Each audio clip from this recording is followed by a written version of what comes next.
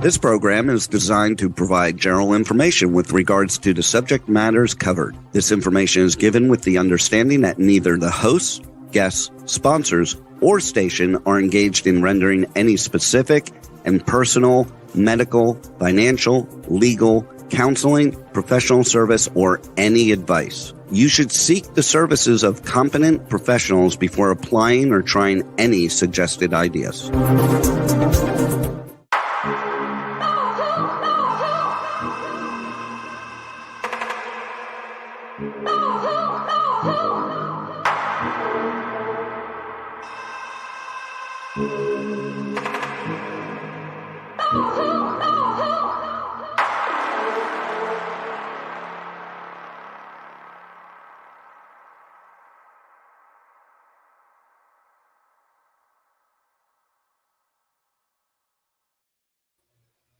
Good morning, truth seekers and true crime junkies.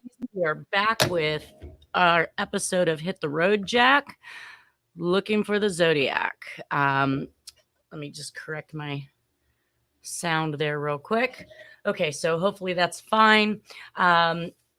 Jumping right back into the PowerPoint presentation, we left off last week on one of the cutout postcards that was sent by the Black Dahlia Avenger to the police department and to the Herald Express. And this one we talked a little bit about. It said to the effect, "That young, I'll do him like I did the Black Dahlia Avenger." And of course, we talked a little bit about the arrows that are being used at this point. We can see there with the red arrow here pointing to the hand-drawn arrow that is then pointing at a picture of Armand Robles. And of course, above his head says next.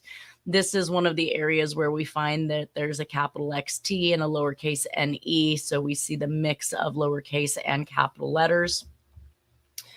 Let's see here. It looks like the postcard with cutouts in the photo with the next hand written over the top of his head with an arrow pointing to him is very similar to a postcard, a cutout, no less, postcard sent by the Zodiac to a Mr. Adams, in which case he indicated that Mr. Adams was next in that particular postcard. So there is that cross connection between these communications and the ones we'll see in the 60s and 70s.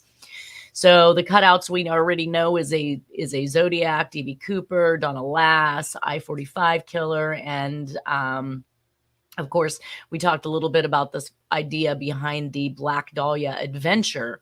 If he's the Avenger, then wouldn't he be avenging her death by looking for those that had killed her? Which I'm not really seeing that happen because, of course, we're going to go into a slew of female murders where obviously he's not really avenging the Black Dahlia by taking those out that were responsible for her death. So next is also used throughout all of the communications. We've probably already seen it a couple times, the idea that there's going to be more, or that somebody is next, or that he is communicating his intentions for that next victim. Now, Armand Robles was not one of his victims, aside from being robbed by this perpetrator. He was not killed by him. So I think he just used this as a ploy, to try to indicate that this was possibly the person who killed Black Dahlia, but then he turns around and takes credit for killing the Black Dahlia and says that this guy is next. So we do see a little bit of game playing there and some swapping of the information to have some fun with the police. So the author attempted to use capital letters, just as we just said. The X and the T in the word next are capitalized, while the N and the E are lowercase. The suspect that killed the Black Dahlia stole the wallet and used the pictures in his ruse. Again, we talked about what we think in regards to whether or not he's really avenging the Black Dahlia's death, or there had been some talks by Harriet Suchet in regards to Jack informing on those responsible that she found in her solves. But then why take credit for a murder if you didn't commit it? That brings us into our next murder, our next red lipstick murder, which occurred on February 10th, 1947. Jean Axford Thomas French was killed 16 feet from 3200 Grandview Lane and Indianapolis Street in Los Angeles. This is number 5 in Hodell's book, also a Lover's Lane dump site, which is consistent with the Zodiac and Black Dahlia, Texarkana, the Dania Beach, Florida. And we also see that the husband is a Frank F. French. I don't know that that played into this particular crime at this point in time. I think that they were already separated, but I will give you some background on French. So basically, Jean then went out after visiting Frank and ended up at the Piccadilly Drive-In at 3932 Sepulveda Avenue in Los Angeles between 12 and 1 a.m. A car hop was stated later saying that he saw French eating with a mystery man, later leaving her car parked there. A janitor later claimed the car was still parked there well after 2 a.m., so it is obvious to conclude that Jean then left in the car with her murderer, unknowingly, of course. 44 years old, found nude in a vacant lot, bludgeoned, beaten, and stomped to death, strangled, signs of torture, after being seen in the downtown Hollywood bars with a brown-haired man. A message written in lipstick, possibly referring to the short crime, was written on the body. The link between the red lipstick killer, lipstick killings, and Black Dahlia occur in this murder. Now, we do see the one that Mary Tate that was just previous to this that was also purportedly written on with lipstick. So we do have another one that is a cross connection between the lipstick killings. So the Moors is actually where they have a lonely lover's lane, and basically the car parked near Sepulveda Boulevard in Washington place at 3:25 a.m. on Monday morning. So it says it was 8:15 on February 10th, 1947, a sleepy Monday morning in West Los Angeles. H.C. Shelby, a 42-year-old bulldozer operator, was on his way to a job site, one of the endless housing tracts springing up in the post-war boom, just off of Grandview Boulevard on an isolated, weedy stretch of land nicknamed the Moors. Shelby noticed a pile of stylish women's clothing. When he went to investigate, he found the naked body of a dark-haired woman face up beneath a dew-covered red dress and blue coat with fox fur cuffs. I'm highlighting this in particular because we do have the desktop poem in the Riverside area crime of Sherry Jo Bates, where the suspect literally talks about the red dress or having killed somebody in a red dress. I also highlighted the blue coat with fox fur cuffs. As I had been going through these particular crimes, I started to see a commonality with a blue jacket with many of the suspects. I'm not sure if that's how this individual chose his suspects based on, they are wearing a blue jacket, but we're going to see a lot of that. So each time it comes about, I will go ahead and make notes so that you can see which crimes included that particular type of either red dress or blue jacket. According to the police report, her body was completely covered with bruises, blood, and mud. The face had been apparently beaten to a pulp. "Fuck you, BD" was written on the victim's torso with her own vividly hued red lipstick. Just below were the letters Tex. She had been stomped and beaten so violently that she suffered massive internal bleeding, a broken neck, and a punctured heart. The victim was quickly identified as 44-year-old Jean French. Not surprisingly, French's horrific death made front-page news and was quickly dubbed the lipstick murder. "Werewolf strikes again, kills LA woman," writes BD on body. And that's by the Herald Express. So here they are fantasizing with aliases or names that they can give this individual. And this is where the werewolf murders was dubbed. We do show that in one of the newspapers that her husband did actually take a polygraph, and I'm going to assume at this point that he must have passed it because he was not then considered a suspect any further. We do see the torso of the body with the inscription that's written in the red lipstick in regards to Black Dahlia. Oh, what is going on with this LA Weekly? Oh, no. Oh, all right. Technical difficulty. Hold on one second here. Let me get rid of that. All right. Let's go back to from current slide. All right. So Jean Nettie Axford was born into a large family in Texas on October 6, 1902. At the age of 18, she married David Yandel Rather, often described as a wealthy oilman. So back into the mix of oil. Is this victim a target? Is this victim just a random victim? A wealthy oil man who owned several large farms. That same year, she gave birth to David, her only child. The couple settled in Amarillo, where Jean worked as a nurse at St. Anthony's Hospital, but the marriage was short-lived, and in 1924, the young couple divorced. The pretty restless divorcee soon moved to Los Angeles with her son and continued to work as a nurse. In 1925, she married a man named David Thomas in Long Beach. They divorced soon after. Over the next few years, Jean lived in an adventurous, unconventional life. She was put in charge of a band of nurses employed by a large oil company in South America. No coincidences there. Flying over jungles from oil field to oil field, she soon became captivated by the skies and learned to fly herself. She was a member of the Women's Air Reserve and the 99 Club, an organization of pioneering women aviators. By 1931, the flying nurse was gaining notoriety. One story syndicated nationwide featured a photograph of a beaming Jean in a form-fitting aviatrix uniform. Jean's love of flying consumed her personal life as well. In October of 1931, she married a fellow aviator named Curtis Bauer in Dallas. The couple separated only 5 weeks later. So here I'm not sure. Is she back in Long Beach where she is with her son, but now she's marrying somebody in Dallas? Again, this back and forth notion between Texas and Los Angeles is exactly what we see happening with Jack. The couple separated only 5 weeks later, and in February of 1932, Jean again made national news when she became the first person in Southern California to attempt to obtain a divorce by airmail from the liberal Mexican courts. I find the airmail part of this interesting because we are going to see some of these communications that are going to be sent airmail, usually from another country.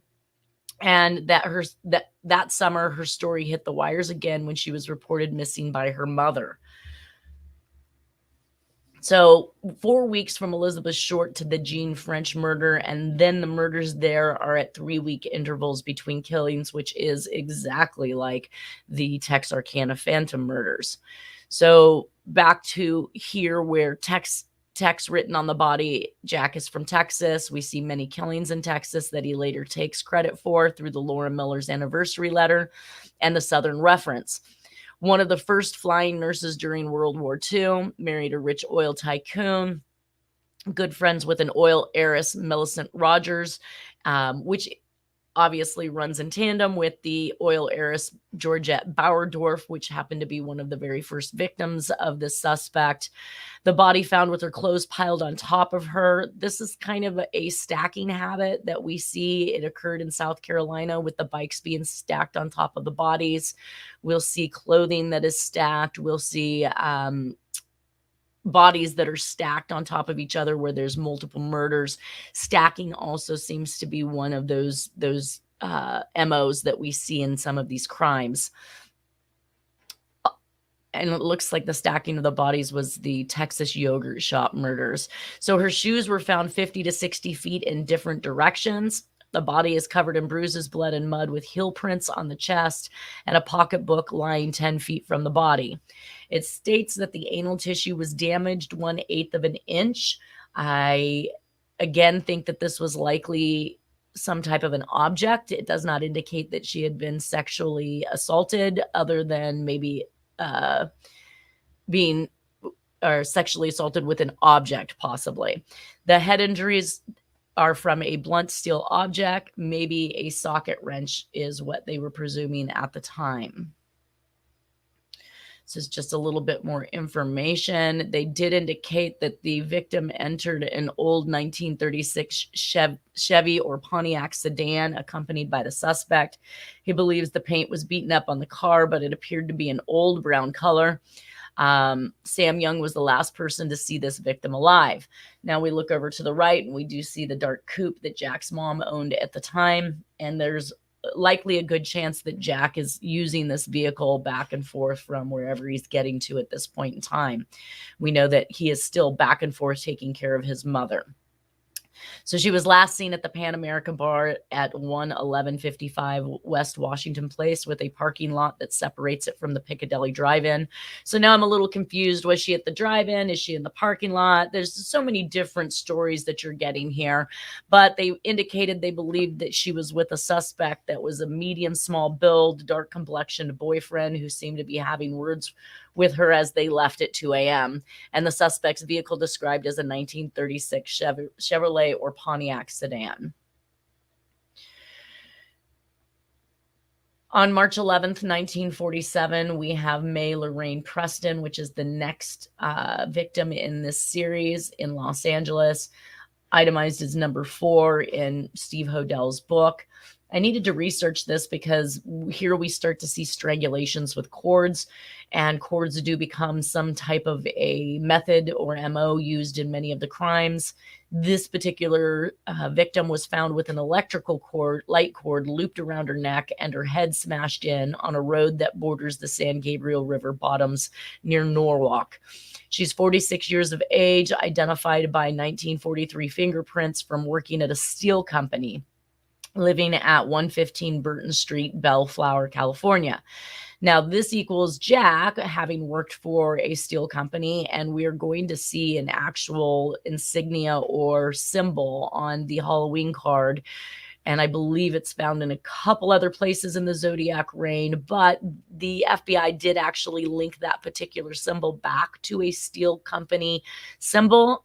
So there is a relation there to the steel company, and that this particular individual also worked for a steel company. Jack worked for the steel company as well with the IAM and the USA unions. So the body's found clad in a thin lounging robe. Police believe she was strangled in her bed, then moved to the dump site. So I'm not really quite sure. Was she bashed in the head first? Was she strangled first? They believe she was strangled and then moved to this dump site. At what point do they believe that she was bludgeoned over the head? That I'm not exactly sure. So move to a dump site is a risky yet continuous MO found throughout these murders. So why, if you kill her in her bed, would you take the chance or the opportunity of being caught by pulling her out of her house, putting her into a vehicle, and then dumping her in a particular location, unless it was your goal to have her found immediately by the public? Here's a couple of individuals that were actually questioned in regards to it. Frank Funk in Southgate, California. He's a contractor with his son, Myron. It was interesting that these individuals were actually at let's see. So they were being questioned in connection with the slaying of Mrs. May Lorraine Preston. 4th victim of the Los Angeles murder cycle, 3 out of 12. Funk was arrested when he appeared at Miss Preston's home while officers were examining it. The interior of the contractor's car was badly stained and is to be subjected to chemical analysis, is all this says.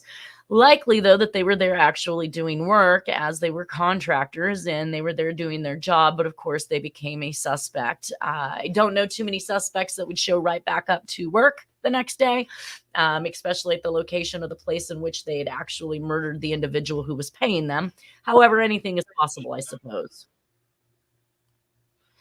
On March 12th, 1947, we have Evelyn Winters on the DeCommon Street Railway in Los Angeles.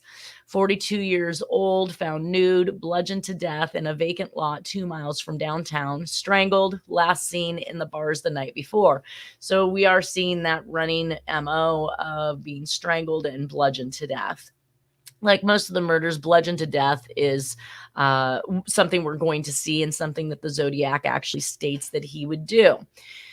Found nude, as many of them are. She was a legal secretary at one time for a film studio. It was mentioned the possibility that that film studio could have been owned by Cohen. And found at a railroad right-of-way, which brings back in the railroad tie-in that we've been talking about.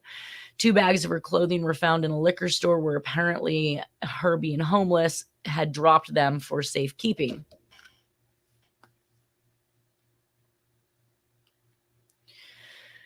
So on March 12, 1947, the nude body of Evelyn was found in a vacant lot off of an abandoned rail yard. She had been bludgeoned and strangled to death. Her body had been dragged some distance before being deposited in the lot. Her clothes nearby were in disarray, and an autopsy found that she had potentially fatal blood alcohol level of 0.38 at the time of her death. Evelyn was a bright woman with a promising future ahead of her. She graduated from Vassar College and was known to be intelligent and scholarly. Unfortunately, alcohol got the better of her and her life began to go off the rails. In the months prior to her death, Evelyn was a transient living out of various beer parlors and hotel rooms, storing her belongings in a local liquor store. Evelyn was last seen with a man 12 years her junior, James Joseph Tiernan. Tiernan stated that he knew Evelyn for 2 years, and after a day of drinking together at the Albany Hotel, which we might say again, Albany will become another theme in this suspect's actual writing of communications in Albany, New York. Evelyn left his company around 7:30 or 8 p.m. Her body was discovered just hours later at 12:10 a.m. It was George Franklin Wycliffe who happened upon Evelyn's body and reported the crime to the police. George later admitted he thought Evelyn was passed out, drunk, and went to kiss her, realizing only afterwards that he had kissed a corpse. Evelyn's lipstick was on his face when he reported the crime. George was initially arrested for Evelyn's murder, but later released. Evelyn would be considered a high-risk victim. Her indigent, transient lifestyle and copious consumption of alcohol made her incredibly vulnerable to all sorts of predators. So here's some of the commonalities. We've got 3 murders in 3 months. All women frequented bars, struck on the head with lethal force. Bodies were displayed nude or nearly nude. There was no effort made to conceal the bodies. The bodies were displayed with intent to be found. All traces of the victims' identities were removed. They had to be identified through fingerprints. So where did these identifications go to? There is some talk, or had been some talk, from Dennis Kaufman in regards to Jack Terrence actually having a jar of IDs. I had not ever seen them myself. I'm not sure if they still exist or if they're still around. But that is something I intend to at least check in with and see if we can't locate that jar. The 4 victims were mutilated. The 4 victims were left outside where the bodies were sure to be found. 5 of them had clothing removed and 5 were beaten. The ritualistic similarities, not the MO similarities, indicate that these crimes were likely committed by the same perpetrator. The victimology, especially of the 4 victims, is strikingly similar, and the offender's behavior with these 4 women was also strikingly similar, excluding Georgette.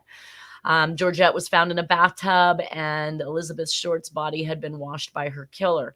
But if you tie those 2 particular portions of the MO back to the lipstick killings in Illinois, we found that he absolutely bathed all 3 of those victims. 2 of them one was actually found in the bathtub there in Illinois. One was actually bathed, and then the other one, the final victim, Susan Degnan, who had been bisected, had also been washed and scrubbed and cleaned and drained of blood. Again, something a butcher or something a hunter would do. So this brings us to our next communication in this particular case, and I've tied this one back to a couple different, or I at least think that it ties back to a couple different crimes. We'll talk about those. On March 15th, 1947, there was a suicide note from, we're going to call it the red lipstick killer, though the person does not identify anything but Black Dahlia in this particular communication. And this communication says, "To whom it may concern." We see that a lot. "I have waited for the police to capture me for the Black Dahlia killing." And you can see that the killing is spelled, again, incorrectly, just as the type print or the font was when it was cut out on the postcards. We have now 2 capital I's taking the place of what should be 2 lowercase L's.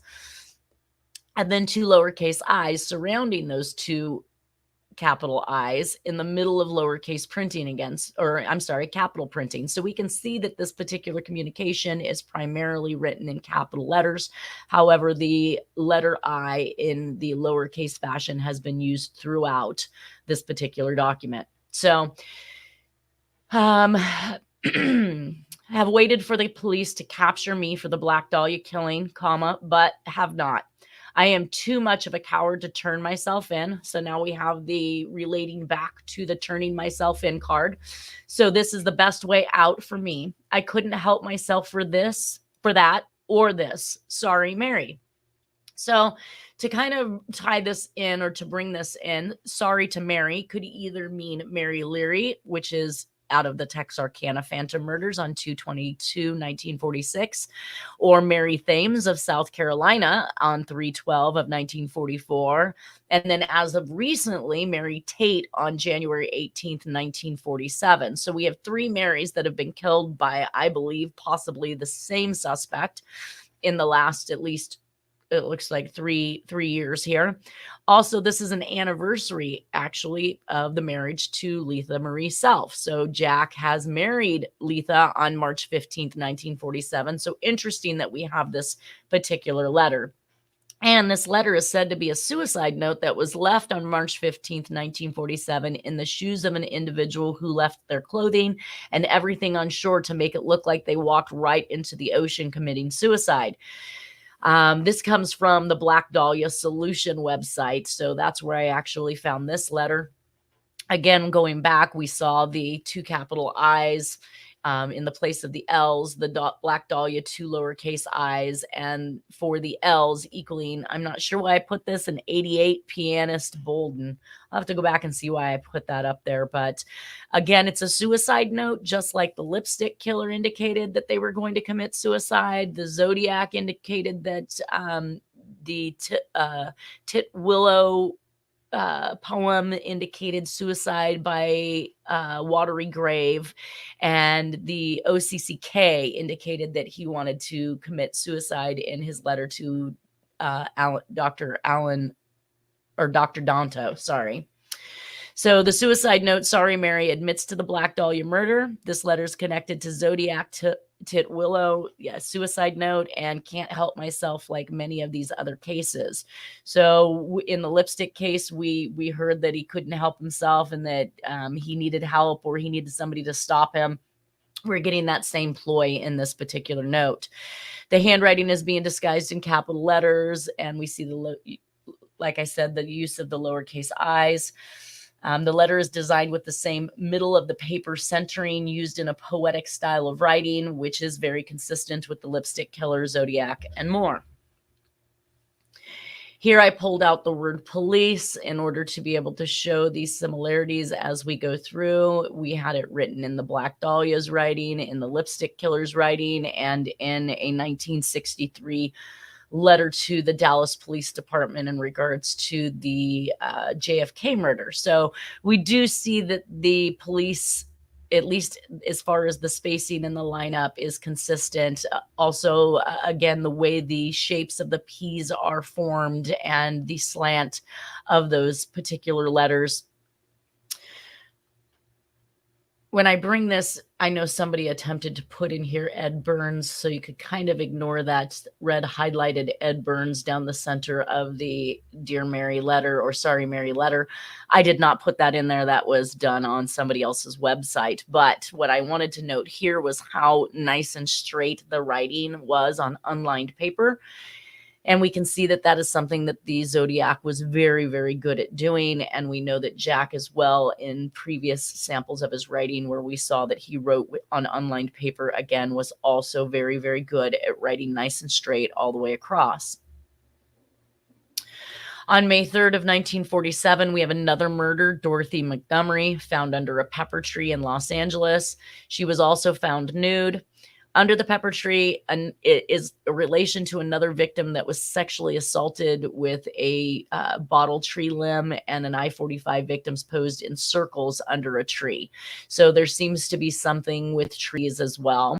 She was 36 years old. I did not have a lot of information on this particular murder, but I did find that it was worth putting in here because it could also be related. Then on May 11th or May 12th in 1947, we have Lord Trelstad, which is in Signal High oil field in Long Beach. This is number 5 in Hodell's book. She's 37 years old, dumped in a vacant lot near oil rigs, again, tying back into oil.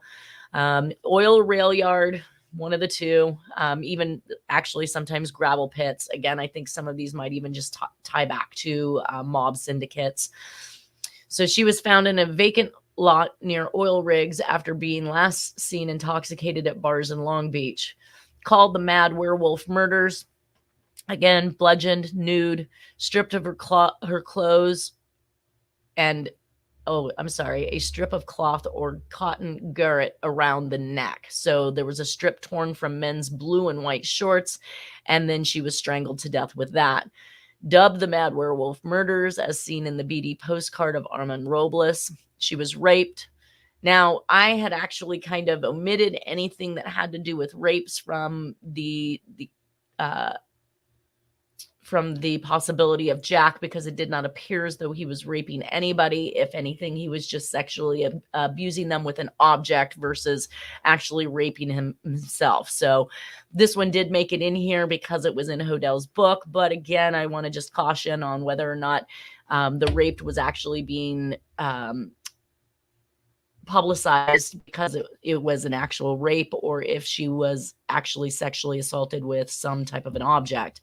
So her hair and her face was bloody. The pattern in days between the murders equals the Zodiac and the Texarkana Phantom murders, Atlanta, Georgia, Texas, and Michigan, all of them. So we see this 5th victim that is claimed at this point. Let's see. An attractive mother of 3 children, Miss Laura Elizabeth Trelstad, 37, was found raped, bludgeoned, and garroted. Now, garroted, we're going to climb into because that's a very interesting statement that they placed there, because that requires a specific device, not just the actual strip of cloth. It would require something to tighten that strip of cloth, and that is very similar to the John Benet Ramsey case and possibly other cases as we go through. Being the 5th victim of a series of sadistic sex slayings, which began with the butchery of the Black Dahlia last January. Miss Trelstad's body was found shortly after dawn on an isolated road in North Long Beach. Her husband, Ingman, a truck driver, told officers she left a party or a friend's Sunday afternoon, announcing she was she was going to dance.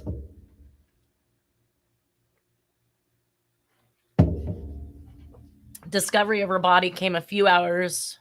Did the PowerPoint presentation go away? Jason?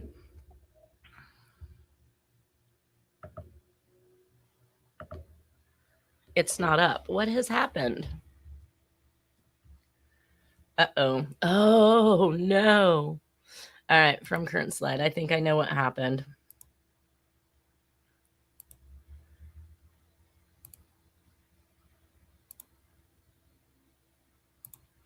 I lost my share screen.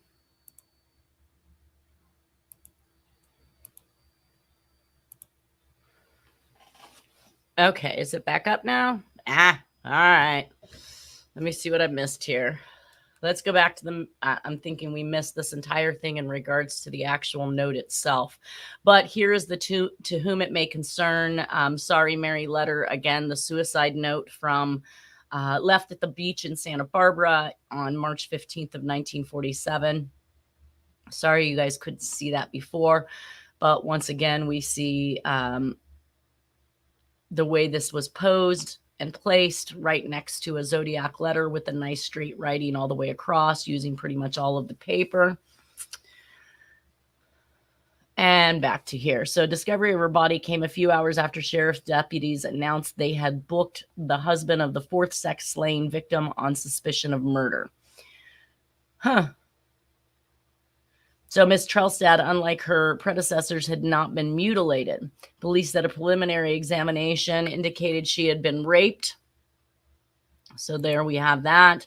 Her hair and face were bloody. She had been strangled with a strip apparently torn from a pair of men's blue and white shorts. And she joined a list which includes Elizabeth Short, Black Dahlia, whose severed body was found in a vacant lot on January 15th. Jean Axford French, 45-year-old aviatrix and bit actress whose torso bore an obscene inscription in lipstick. Evelyn Winters, 50, former film studio secretary, stabbed and bludgeoned. And Miss Dorothy Montgomery, 36, church-loving housewife whose nude body was found May 3rd beneath a pepper tree. So they are literally trying to tie all of these together. I don't see any indications that they believe that a different individual had caused these. So I have actually put this one back up. It says the slide is repeated since it's my belief that Bill received it at some point in 1947 based on the evidence that it was found on him. So I'm basically just throwing back up the note that Bill Hirons was found with in, I'm going to believe that it's May of 1947 because he isn't even arrested until June of 1946. So we throw that back up. There's reference to the robberies and a key to a locker, names of accomplices. There is a reference to business in Texas, and the name is Jock that's printed on here, but I have my suspicions about this letter due to all the dissemination of the evidence. So not convinced entirely about this, but there's a possibility of more than one person being involved from the beginning. On June 20th of 1947, we see the murder of Siegel, Bugsy Siegel was shot and killed in a Beverly Hills, California home. Siegel shot in the head 2 times while sitting on a couch reading a newspaper. Very consistent to the 1 year previous of the Starks of the Texarkana murders, where the gentleman Mr. Stark was sitting reading a newspaper when he was shot twice. Papers mention that the shooter would have to basically be able to shoot around a corner like the Texarkana Phantom murder and wounding of the Starks couple. So interesting to be shooting around a corner. Jack is an excellent marksman. Aside from being an avid hunter, he did learn to become well versed with guns and the ability to shoot in the military. So 20 minutes after the Siegel hit, Lansky's associates, including Gus Greenbaum and Mo Sedway, walked into the Flamingo Hotel and took control of the property. So they obviously were aware that this was going to be happening, and no sooner than they got confirmation that the hit had been completed, they were already taking over the Flamingo Hotel. According to the FBI, Lansky retained a substantial financial interest in the Flamingo for the next 20 years. Lansky said in several interviews later in his life that if it had been up to him, Ben Siegel would be alive today. This also marked a power transfer in Vegas from the New York crime families to the Chicago outfit. Although his rule was considerably more restrained than in previous years, Lansky is believed to have both advised and aided Chicago boss Tony Accardo in initially establishing his hold. On June 20th of 1947, oh, that is repeated. Let's not do that. This is also marked a power transfer in that too. Chicago mob connection and Cuba contributor who, like the Bush family, would have an interest once Fidel Castro is in power, with a direct benefit to the Chicago, Florida, Los Angeles, and Las Vegas powers where Jack began. After fixing Las Vegas, the tide is turned to focus on Cuba. And after World War II, Luciano was paroled from prison on the condition that he permanently returned to Sicily. However, Luciano secretly moved to Cuba, where he worked to resume control over the American mafia operations. Luciano also ran a number of casinos in Cuba with the sanction of Cuban President General Fulgencio Batista. Though the U.S. government succeeded in pressuring the Batista regime to deport Luciano. Interesting. Batista's closest friend in the mafia was Lansky. They formed a renowned friendship and business relationship that lasted for a decade. During a stay at the Waldorf Astoria in New York in the late 1940s, it was mutually agreed upon that in exchange for kickbacks, Batista would offer Lansky and the mafia control of Havana's racetracks and casinos. Batista would open Havana to large-scale gambling, and his government would match dollar for dollar any hotel investor over $1 million, which would include a casino license. Lansky would place himself at the center of Cuba's gambling operations. He immediately called on his associates to hold a summit in Havana. The Havana Conference was held on December 22nd, 1946 at the Hotel Nacional. This was the first full-scale meeting of American underworld leaders since the Chicago meeting in 1932. Present were such figures as Joe Adonis and Albert the Mad Hatter Anastasia, Frank Costello, Joseph Joe Bonanno, Vito Genovese, Mo Dalitz, Thomas Lucchese from New York, Santo Trafficante Jr. from Tampa, Carlos Marcello from New Orleans, and Stefano Magaddino, Joe Bonanno's cousin from Buffalo. From Chicago, there were Anthony Accardo and the Fischetti brothers, Trigger, Happy Charlie, and Rocco, and representing the Jewish interests, Lansky, Dalitz, and Dandy Phil Castal from Florida.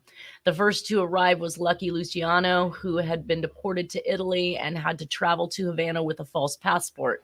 Lansky shared with them his vision of a new Havana, profitable for those willing to invest the right sum of money. According to Luciano's evidence, and he is the only one who ever recounted the events in any detail, he confirmed that he was appointed as kingpin for the mob to rule from Cuba until such time as he could find a legitimate way back into the U.S. Entertainment. At the conference was provided by, among others, Frank Sinatra, who flew down to Cuba with his friends, the Fischetti brothers.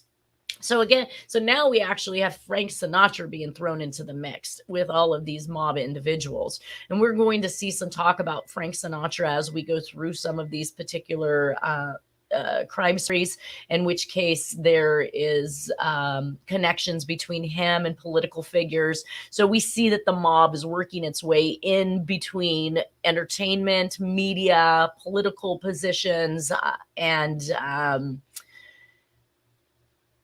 the entertainment world, basically. So our next murder is on July 8th, 1947, Rosenda Mondragon on Elmira Street near North Main, 1 mile from Evelyn Winter's scene. She's 20 years old, strangled with stockings. Again, we've seen the strangled with stockings before, and nude. So this is consistent with the stalking murders. There is no rape or robbery. So again, what is the motive for this individual? I was not, again, able to find very much information in regards to this, but there was signs of torture. It's almost all murders, from Lipstick to Texarkana to Black Dahlia. This individual was sadistic and enjoyed torturing his victims. All of the above victims were white. All except Newton and Trelstad were last seen in the downtown LA Hollywood area. Almost all, if not all, were sexually assaulted, though some indicating rape, some indicating sexually assaulted by an object. So to my knowledge, none of the crimes were solved. I think anyone looking at this series of crimes over the time period indicated, with all the similarities, would have no doubt a serial predator was involved.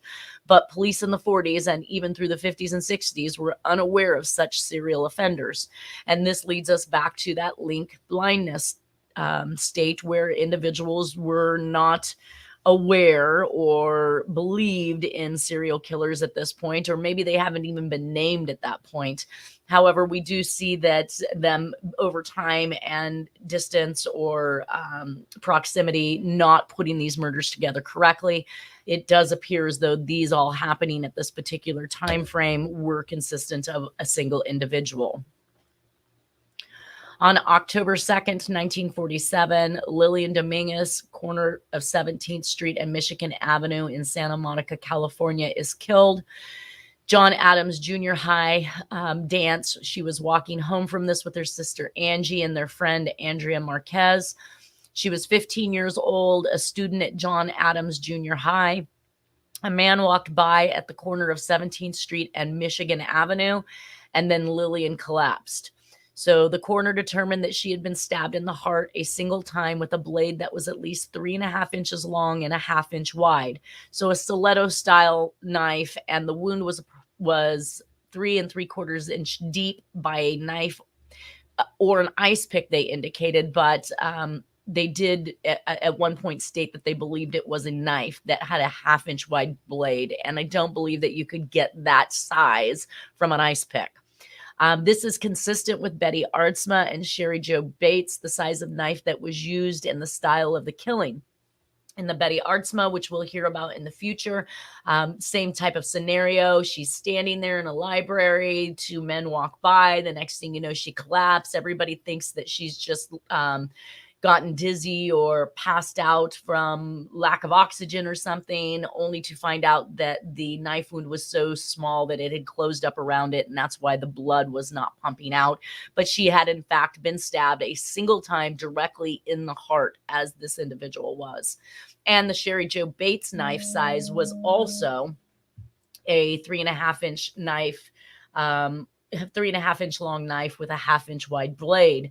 In that particular instance, the suspect had stabbed Sherry Jo Bates so hard that he had broken the tip of the knife and bent the knife, which we did show in Jack's belongings, and we will look at again once we see the Sherry Jo Bates crime scene information. So a week after the stabbing, the killer left a note, and I haven't seen this one, but it says it's on a business card for a Mexican restaurant, which solidifies again the connection to Mexico that we see in the Black Dahlia and other crimes. And they'd left it under the door of a furniture store in Los Angeles. Now, not sure how that plays in, but I want to say I feel like the letter for Georgette Bauerdorf was left on a stone wall somewhere near something like that. Either way, this particular note said, "I killed that Santa Monica girl. I will kill others." This is actually the constant ploy written by all of the letters in these serial killings. So to say that I killed her, he wants the credit, he wants people to know he did it, and that he will kill others is a clear message that he is sending to everyone. So more, as with all the letters and crimes. Now, October 22nd of 1947, Jack is discharged from service at Tadson, San Francisco, California. However, we see that this particular, even though he is discharged in this particular state from San Francisco, we can see up in the left-hand corner there that on January 21st in 1948, so just a short 3 months later, he's actually filing and recording these documents in Atoka County in Oklahoma. So he's back and forth, just as I said, he's all over the place.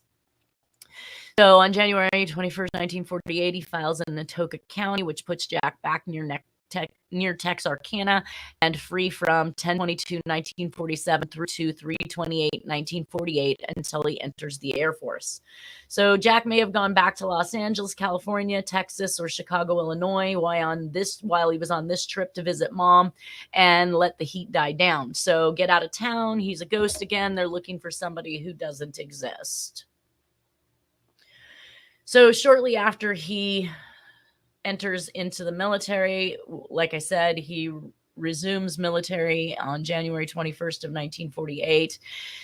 By February 14th of 1948, we actually have our next victim, 36-year-old Viola Norton, abducted from the sidewalk at 1:30 a.m. in Alhambra by 2 men after the bars closed. She survived. She was beaten, bludgeoned, slashed, and dumped for dead blocks from the Elizabeth Short scene. She was beaten on her face and head with a tire iron. So this could play back into, I know that they talked about a round metal object, possibly a socket wrench in one of the previous cases, but this could also absolutely be a tire iron. So it says the headline of the Sunday Morning Herald Express of February 14th, 1948 read, "Woman beaten near Black Dahlia scene. Alhambra woman near death after beating by 2 men. At approximately 1 a.m. on Saturday morning, Miss Viola Norton, 36, left a cocktail lounge in Alhambra, a community immediately east-southwest southeast of Los Angeles city limits. Two men, both appearing to be approximately 40 years of age, approached her in a car and asked her to get in. She informed the two men that she was walking home. Both men exited their vehicle, dragged her inside, and drove off. The victim stated she remembered a tussle, but nothing else. Viola was beaten savagely about the face and head. Her skull was fractured with a tire iron, and the two men left her for dead in an isolated area just blocks from where the body of Elizabeth Short had been found 13 months earlier.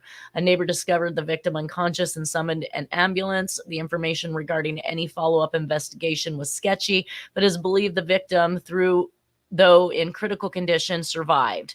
The Norton kidnapping occurred only 6 miles east of where the bodies of victims Mondragon and Winters were dumped, and this crime occurred just 12 hours before the two suspects would commit another murder in Hollywood. Their next victim would be the real estate agent Miss Gladys Kern, which includes another communication. So we'll finish up with this next week.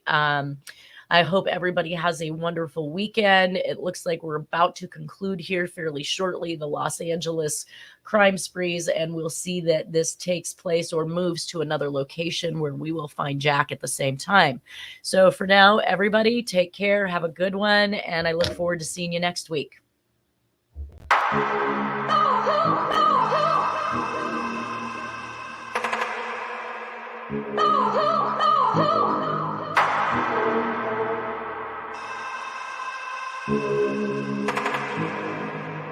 Oh,